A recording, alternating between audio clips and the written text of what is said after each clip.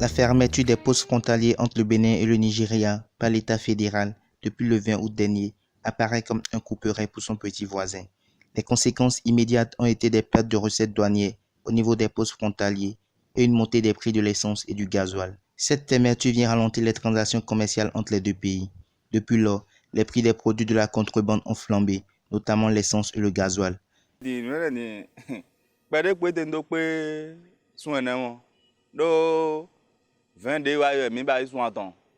Donc 22 pour des jardins, ouais, mais n'importe soigné.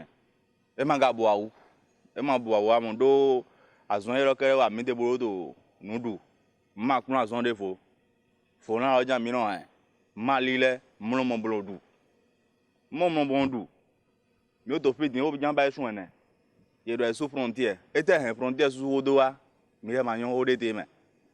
Au plus ma doudou to wegbe, asi ma doudou to wegbe. Ma mon boto ni na me to moto kon gbon hwe.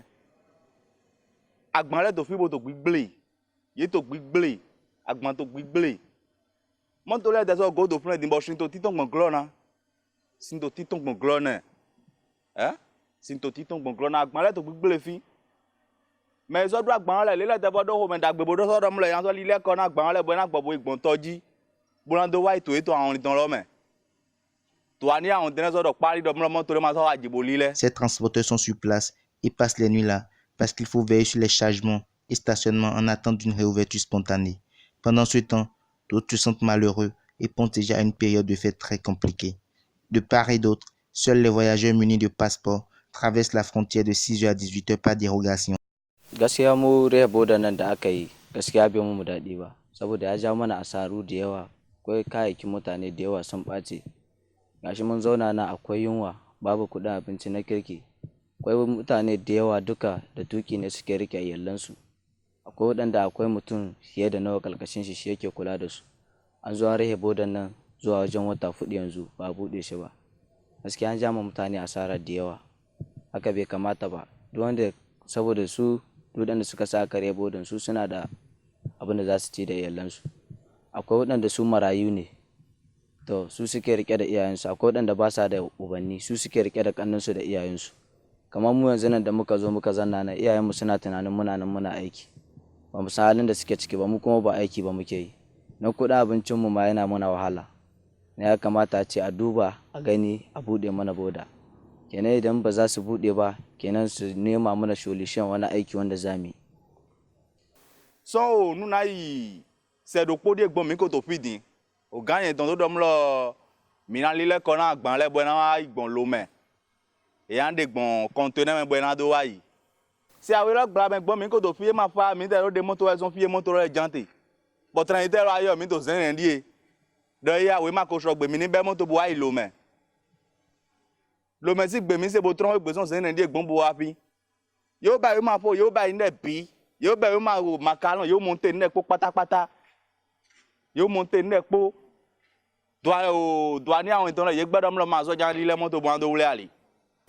Ẹ̀rọ doani àwọn ìtàn rẹ̀ gbẹ́dọ̀ mọ́ máa lílẹ̀ mọ́tò. Dọ́mọ́ yìí máa yá jẹ sún Abuja gbá. Máa yá jẹrẹ sọ́jà yìí Abuja mi odó mi tè fi dọ́mọ́ mi iná tè fi. Bo blọkẹ́ mi ló tè. Má mọ bòtò nùnù má mọ bòtò dùdù. Mi sọ́dọ̀ kẹ́ yàn sọ́ yá jẹ Abuja. Àjẹ tẹ́ mi sọ́jà yìí Abuja mi tó fi sàn sẹ́ni dé gbọ́n di. Mẹ́gàn yóò sọ gbè nílẹ̀ bí yóò sọ gbè tó fi. Wé má lẹ̀ bí tó tè fúnlẹ̀ mọ́. Wé má lẹ̀ bí tó fúnlẹ̀.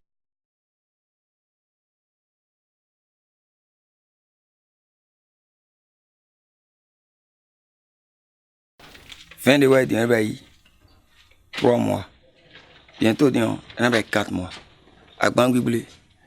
Et mon toka sur place, Madou, Ficandou, Nassiandou, vous regardez dans ouais. Na minya géré. Mais j'allais me gualo à mi.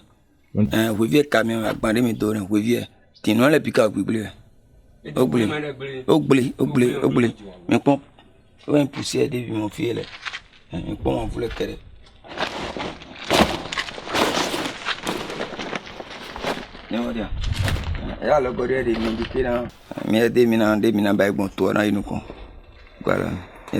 Au marché d'Antokwa, les prix de certains produits et denrées commencent par flamber. Les vendeuses avancent les raisons de fermeture des frontières.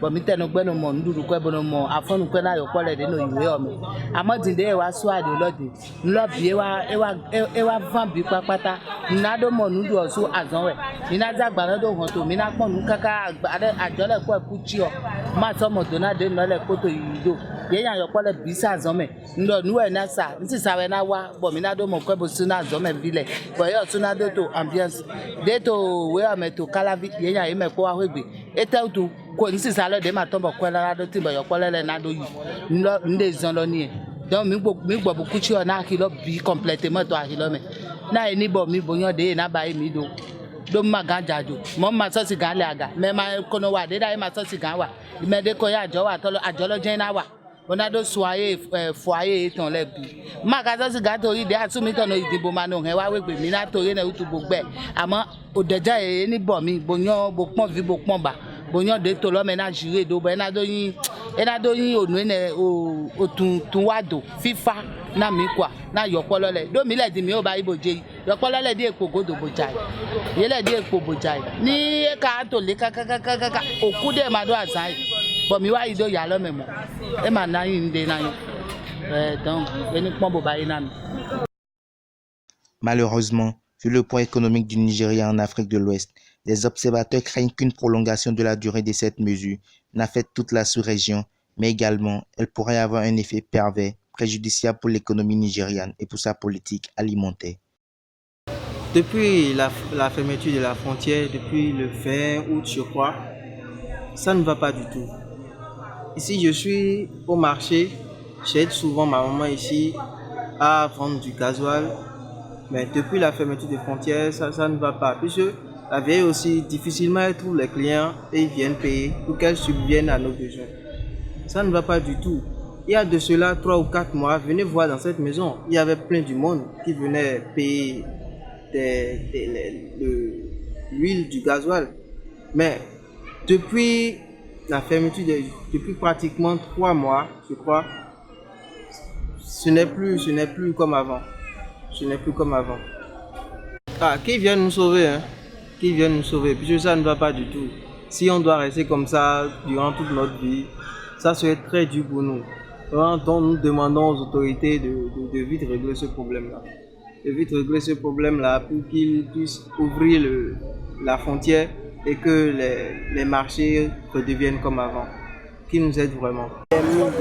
Il est important de noter que les autorités administratives et militaires n'ont pas voulu se confier à nous pour plusieurs raisons d'ordre politique. Droit Libre TV, la web télé 100% droits humains, 100% liberté d'expression.